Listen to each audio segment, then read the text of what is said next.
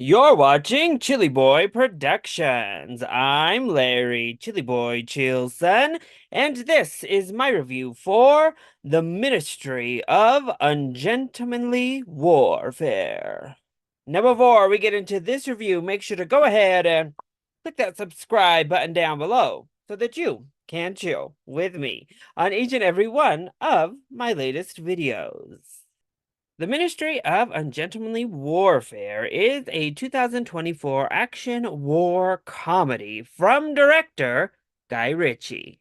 A top secret combat unit uses unconventional techniques to battle Nazis during World War II under the instruction of Winston Churchill.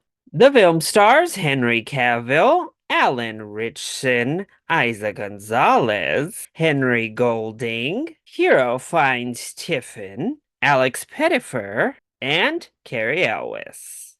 So Guy Ritchie, what an up and down career this man has, right? For every film I love, there's another one that's a complete and hot mess. Now, there are even some Guy Ritchie films I defend that other people don't really like, but vice versa, there are other Guy Ritchie films everyone else really enjoys, not the biggest fan of. So in recent years, particularly, you never really know what you're gonna get when you go into a Guy Ritchie film. Now, the trailers looked like a lot of fun to me. The title looked like a whole lot of words to me. All I could remember was Ungentlemanly Warfare, and Ungentlemanly on its own is already too much for a title. But regardless, I was excited to get Henry Cavill back on my screen to get a new fun looking Guy Ritchie film and see what it gave us. And what you saw in those trailers is pretty much exactly what the film delivers. The Ministry of Ungentlemanly Warfare sees Guy Ritchie back in his element, doing his thing and doing it very well. This film is a whole lot of fun. So let's go ahead and talk about the positives first. Well, I think our ensemble cast really does a lot in this film. They have great chemistry, they give really fun performances on their own, they make the banter actually work, and they're able to hide some pitfalls with the script. Henry Cavill as our lead here is so good. He's obviously so charismatic here, and he's tapping into that wonderful sensibility he has as this very attractive action star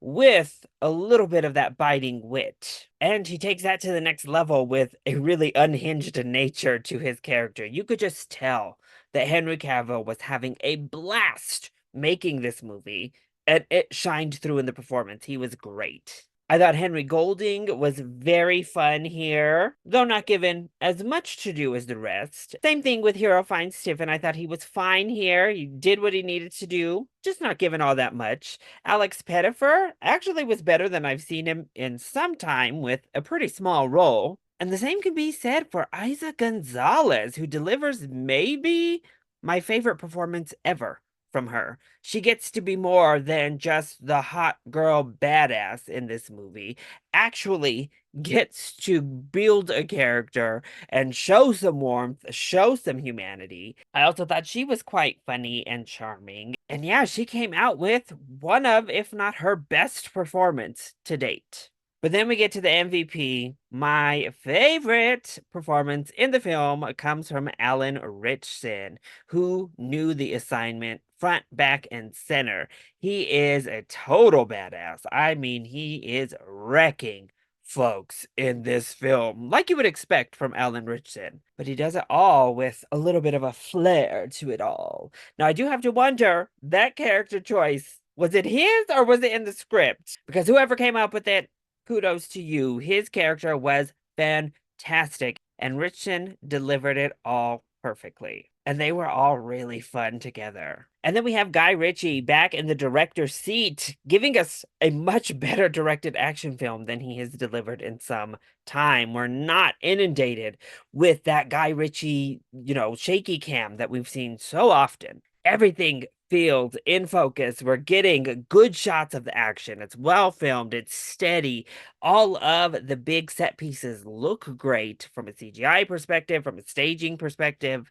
from choreography and stunt work, all of the action is actually really, really good here. And Ritchie is able to really nail that tone that he had become so famous for, blending that high stylized action with his brand of humor. And I think this might be one of the best instances where that blend comes together because this is a very funny film. Both the jokes and the physical humor work. Again, I do think our cast help elevate the jokes here with what they give, but it's a wonderful blend of Ritchie's style. So then, what doesn't work so well when it comes to the Ministry of Ungentlemanly Warfare? Well, that title was already discussed. So we're not going to mention the negatives. I just want to call attention to it one more time. But really, the biggest downfall of the film is its script by and large. These characters are all very surface level. To go off of what I mentioned in my positives, if not for the performances, these could have fallen into the category of very, very copy and paste stereotype type of characters in the film. This rogues gallery, these scoundrels who become heroes. We've seen it, and we've seen it done quite well. We've also seen it done really poorly. So thankfully, the actors are able to overcome and give their characters personality because the backstory or any sort of actual connection to these people is not existent in the film. Also, the story and the stakes kind of felt non-existent. I know they kept repeating it, but as we went on, there really only Isaac Gonzalez's sub storyline had like actual fear, like had my blood pumping. Everything else, the actual bigger mission, you kind of already knew. You're like, oh, okay. It didn't feel like it had the weight and stakes that it should have for such a big historical event. And I think that also goes down to the screenwriting. And then we loop around to the pacing, which is also a script issue, in my opinion. The action is fun, the comedy really works, but we have to several times throughout this film halt to go over plans. And it's just a lot. Like, these are some convoluted sounding plans that they just spend a lot of time going over and over, and you're still kind of like, okay, U-boats, what are we doing? Like, okay, fine. I don't know. Do we need to explain this and go over all of these plans so many times? And every time they go over the plans, it's just not handled in a way that maintained a great momentum. It kind of brought everything to a halt. Let's get our bearings, let's do the plan, and then we move on. So I wish either they just stopped explaining to us so much, or they found a way to better incorporate the action plan stages. But overall, I had a lot of fun with the Ministry of Ungentlemanly Warfare. I thought it was a great time at the movies. It looks great on the big screen. It sounded great. The effects were good. And it is all sold on the backs of this fantastic cast and their amazing chemistry, comedic timing, and just overall, generally wonderful performances. So if those trailers looked fun to you, I think you're going to have a lot of fun in the film itself. If you're looking for just a good time at the movies, this movie definitely fits the bill. So go check it out. See it on the big screen, as I think it will be best viewed, and you might just find yourself surprised by Ungentlemanly Warfare. Guy Ritchie, we want more of this, please. So that is my review for the Ministry of Ungentlemanly Warfare. I hope you enjoyed it. If you did, go ahead, click that like button down below and subscribe to the channel so that you are always up to date on all of my latest videos. Also, join in on the discussion. Are you excited to see Ungentlemanly Warfare, or did you also check it out at an early access screening? Let me know all of your thoughts in the comment section down below, or you can hit me up on Twitter. I love you all so much for your continued support. Mwah! Thank you for watching, and we'll see you next time. Bye.